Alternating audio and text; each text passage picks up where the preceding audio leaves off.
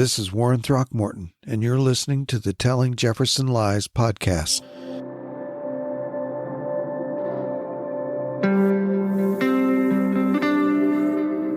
In Episode 5, Whitewashing Jefferson Part 1, I promised a bonus episode on Sally Hemings. Today, I am making good on that promise. Michael Coulter and I adapted our section in our book Getting Jefferson Right for this episode.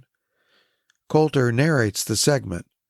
We also offer brief comment from an interview I conducted with Anna Burks, Manager of Public Services and Collection Development at the Research Library at Monticello.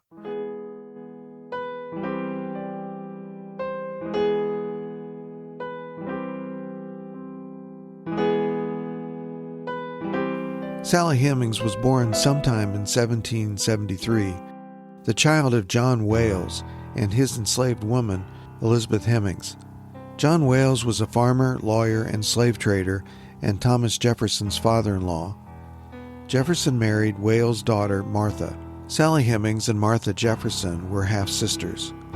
Hemings came to Monticello as a toddler when John Wales died and left enslaved people, property, and debt to the Jeffersons. According to Monticello, Hemings had at least 6 children, fathered by Jefferson. Only 4 lived to adulthood. Eventually, Jefferson freed all of Sally Hemings' children. Beverly and Harriet left Monticello in the early 1820s. Madison and Eston were freed in his will and left Monticello in 1826. Jefferson did not free members of any other enslaved family. As we say in the book, Barton acts as Jefferson's defense attorney and sometimes his fixer, altering the evidence. When he brought out the second edition of the Jefferson Lies, he continued to maintain that there was no evidence that Jefferson fathered any of Sally Hemings' children. I speak at universities, law schools across America, and I have a question I have a lot of fun asking. I will look at these young kids who have been born in the last 18, 19, 20 years, and I will ask them, how many of you have been told that Thomas Jefferson fathered children through his slave Sally Hemings? Every university, 95% of the hands go up. Now, that's interesting because that story only broke in 1998, November of 1998. Most of you weren't even born at that point in time, and you're being told by your professors a story. I said, now, what if that story's not true? And it came out, they announced DNA testing proved that, but what if you learned that they didn't even use Jefferson's DNA when they tested? Would that change your opinion of Jefferson? And what if you learned that when the story came out, 200 news outlets carried it nationally, but then 6 weeks later they retracted the story and said, oops, sorry, DNA evidence. Have you heard anything about the retraction? If you had heard that there was a retraction on the DNA evidence, would it change your opinion of how you thought about Thomas Jefferson? And you just start going through what actually happened.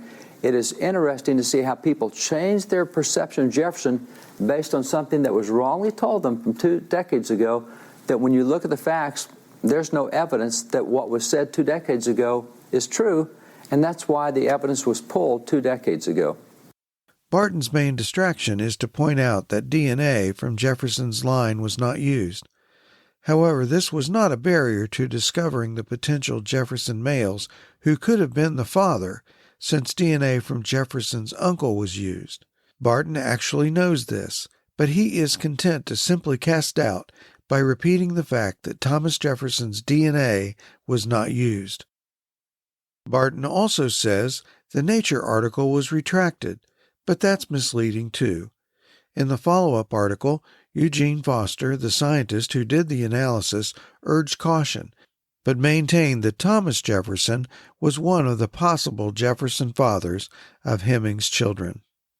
Here's Michael Coulter. In the first edition, we did not take up the controversy over the possibility that Jefferson fathered children with his enslaved woman, Sally Hemings. In both editions of the Jefferson Lies, David Barton provides a spirited defense of Jefferson, which reads like a legal brief in defense of a client. He examines the controversy over DNA testing, oral tradition which identifies Jefferson as the father of Hemings' children, and rumors in the press at the time that Jefferson was alive, and decides these lines of evidence are flawed. Barton concludes, quote, therefore, none of these 3 sources of evidence, often invoked against Jefferson, the DNA testing, oral tradition, or the early published claims of Callender provide any credible basis for believing that Jefferson fathered any of Hemings' children. Nevertheless, attempts to convict Jefferson not only continue, but have even expanded into new venues." End quote. In our first edition, we did not take up the claim because we believed at the time that the issues raised by it were beyond the scope of our expertise. We also believed that people on both sides of the question could disagree for good reasons. In hindsight, we were wrong not to comment on the matter. We should have objected to and exposed the tendentious approach Barton used to examine the topic. Let us say clearly at the outset that we believe that the evidence supports the belief that Jefferson fathered one or more of Sally Hemings' children. The recent discovery of Sally Hemings' quarters within Monticello has added to the evidence that Jefferson treated her differently than other enslaved people. Barton's second edition came out before this discovery. In Barton's writings and public statements about the Hemings matter, he has not commented on this discovery as far as we can determine. Currently, the opinion of the Thomas Jefferson Foundation is, quote, "While there are some who disagree, the Foundation's scholarly advisors and the larger community of academic historians who specialize in early American history have concurred for many years that the evidence is sufficiently strong to state that Thomas Jefferson fathered at least 6 children with Sally Hemings." End quote.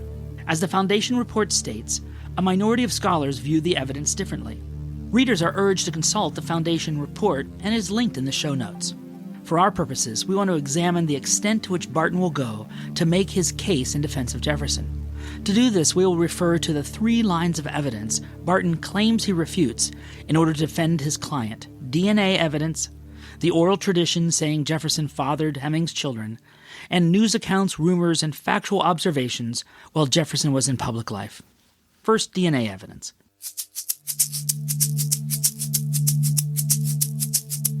When it comes to the DNA evidence, Barton summarizes the DNA analysis conducted by Eugene Foster in 1998 and published in Nature. Barton is correct that there are other Jefferson males besides Thomas Jefferson who could have fathered Hemings' children based on the DNA testing conducted by Foster. He is also correct that Nature later published an article which urged caution in interpreting the results produced by Foster. However, one very clear finding from the report remains true. Quote, "The results of DNA tests conducted by Dr. Eugene Foster and a team of geneticists in 1998 challenged the view that the Jefferson-Hemings relationship could be either refuted nor substantiated. The study, which tested Y chromosomal DNA samples from male-line descendants of Field Jefferson, Thomas Jefferson's uncle, John Carr, grandfather of Jefferson's Carr nephews, Eston Hemings, and Thomas Woodson, indicated a genetic link between the Jefferson and Hemings descendants.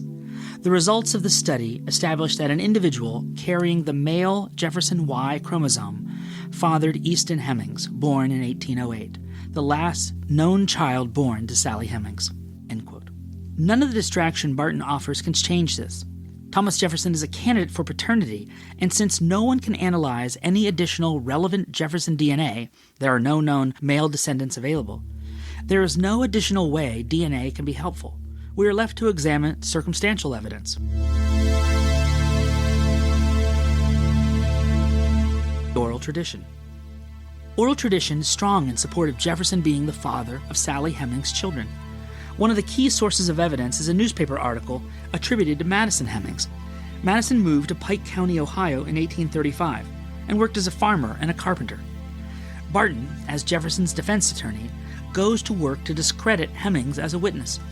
In the second edition of the Jefferson Lies, Barton says this about Madison Hemings. Quote, "The other major oral tradition challenging Jefferson's sexual morality came from Sally Hemings' son Madison, the 4th Hemings child born in 1805. In an article published in an Ohio newspaper in 1873, Madison Hemings claimed that in France, quote, "My mother became Mr. Jefferson's concubine, and when he was called back home, she was enceinte, or pregnant, by him, with Thomas Woodson." But the DNA testing disproved 2 of Madison Hemings' major claims. 1, there were no Jefferson genes in Sally's first child, Thomas. Therefore, 2, Sally did not return home pregnant by Jefferson. End of that quote. Now, however, Barton changed a key component of what Madison Hemings recorded in the Pike County newspaper article. Madison Hemings did say that his mother was pregnant, but he did not say that his mother was pregnant with Thomas Woodson. Notice where Barton stops the quote from Hemings' news article. He stops the quote after the words, "enceinte by him." Barton inserted the name Thomas Woodson after the quote closed. Madison Hemings never said that name. Hemings said in the article that his mother's baby died in infancy. Let us repeat. Madison Hemings never claimed his mother's baby was Thomas Woodson. Barton includes that name apparently because there was an oral tradition that a man named Thomas Woodson was the son of Hemings and Jefferson. However, DNA testing ruled out a Jefferson male in the Woodson line. Monticello's researchers acknowledge this, but that claim is not relevant to the claim of Madison Hemings. He never named Woodson or implied that Sally Hemings had a child that lived when she returned from France.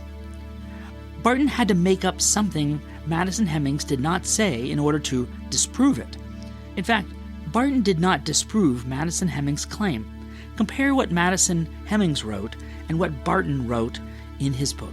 Here is Madison's account. He, that is Jefferson, left for France, taking his eldest daughter with him. He had had sons born to him, but they died in early infancy. So he then had but two children, Martha and Maria. The latter was left at home, but was afterwards ordered to follow him to France. She was 3 years or so younger than Martha. My mother accompanied her as her body servant. When Mr. Jefferson went to France, Martha was a young woman, grown. My mother was about her age, and Maria was just budding into womanhood. Their stay, my mother and Maria's, was about 18 months. But during that time, my mother became Mr. Jefferson's concubine. When he was called home, she was enceinte by him. He desired to bring my mother back to Virginia with him, but she demurred. She was just beginning to understand the French language well, and in France she was free.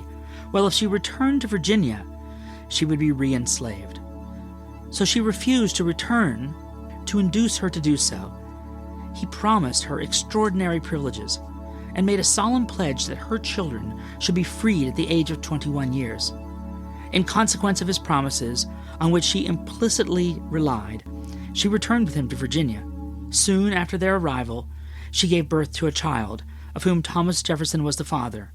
It lived but a short time. She gave birth to 4 others, and Jefferson was the father of all of them. Their names were Beverly, Harriet, Madison, myself, and Eston, 3 sons and 1 daughter. We all became free agreeably to the treaty entered into by our parents before we were born.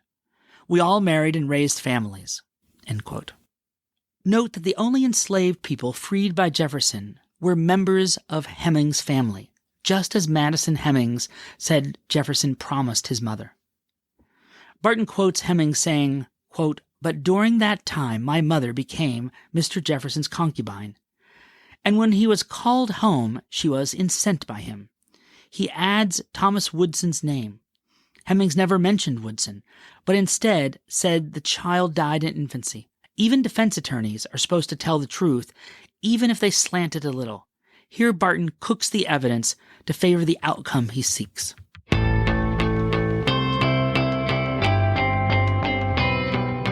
News accounts, rumors, and circumstances. Barton spends most of his space criticizing one of Jefferson's chief accusers, James T. Callender. Callender was once an ally of Jefferson who took up the cause of Jefferson's party against the Federalists. However, when Jefferson failed to appoint Callender to be postmaster of Richmond, Virginia, Callender mounted a campaign of criticism and defamation against him. Barton's tactic to combat the contemporaneous rumors that Jefferson fathered children with Hemings is to beat Callender's dead horse. That is easy to do. Callender probably was a sensationalist and may have created some false stories about Jefferson and others in order to advance his own claims. However, Callender was not the only source of stories floating around about Jefferson's relationship with Hemings. In his chapter on Hemings, Barton fails to mention the observation of Elijah Fletcher, who said, "The story of Black Sal is no farce. That he cohabits with her and has a number of children by her is a sacred truth."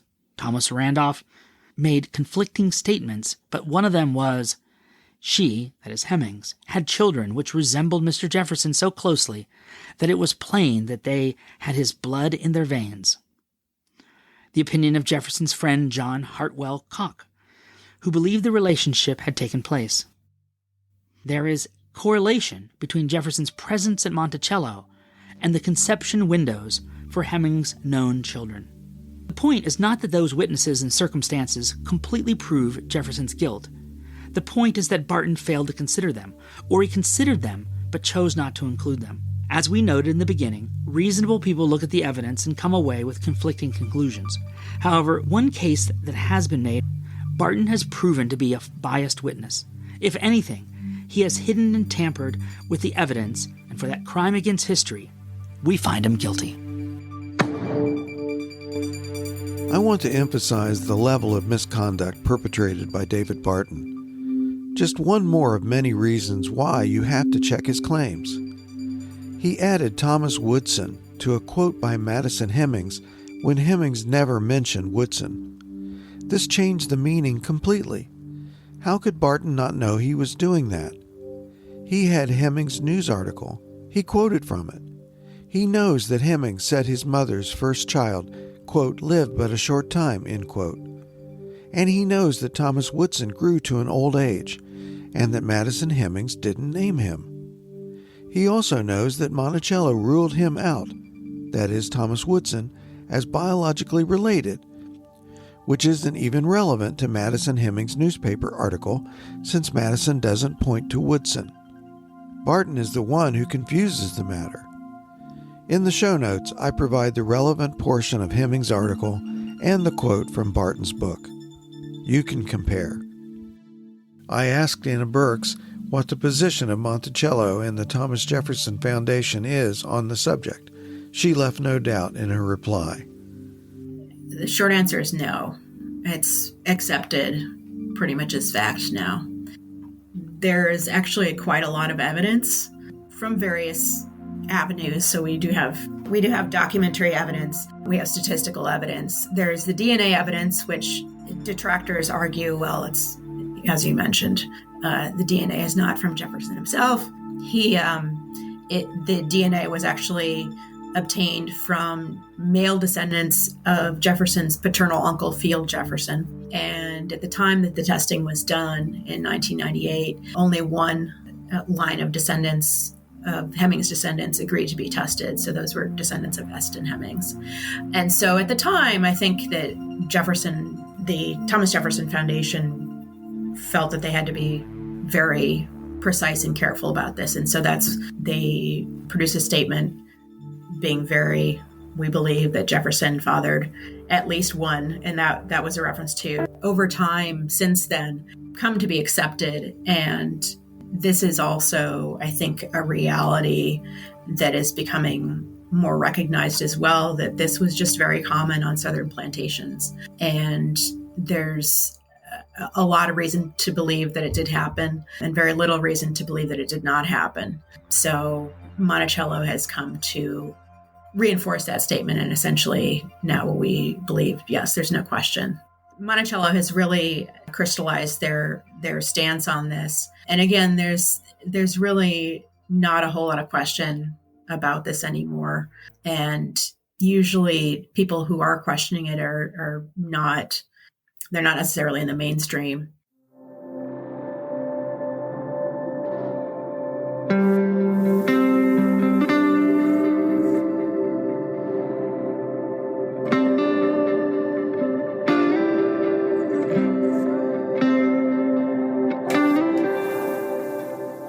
You've been listening to Telling Jefferson Lies, a podcast series chronicling how history can be hijacked for ideological purposes. The closing song today is Were You There by Lo-Fi Hymnal. The series is nearing an end and will conclude by the last week of April. Currently, additional episodes are in production and release dates are uncertain. Thematically, I'm concluding with an examination of the negatives of Christian nationalism and the benefits of the separation of church and state. Stay tuned, and thanks for listening.